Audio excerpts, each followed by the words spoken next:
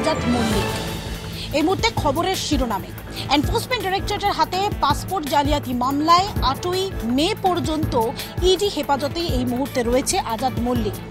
তার বাড়িতে অর্থাৎ বিরাটিতে সে যে বাড়িতে দীর্ঘদিন ধরে ভাড়া থাকতো, আমরা এই মুহূর্তে রিপাবলিক বাংলা সেই বাড়িতে এসে পৌঁছেছি। এই বিল্ডিংয়ের একেবারে যে থার্ড ফ্লোর, সেই থার্ড ফ্লোরেই দীর্ঘদিন ধরে বাড়ি ভাড়া নিয়ে থাকতো এই পাকিস্তানি নাগরিক এই আজাদ মল্লিক। আমরা এই মুহূর্তে সেই জায়গায় এসে উপস্থিত হয়েছি, যে ঘর এই মুহূর্তে আমরা দেখতে পাচ্ছি তালা বন্ধ অবস্থায় রয়েছে।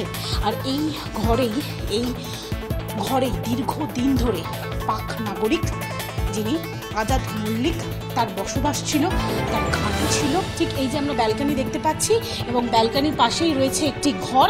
এই ঘরে দীর্ঘদিন ধরেই পাকিস্তানি নাগরিক আজাদ মল্লিক যিনি ভাড়া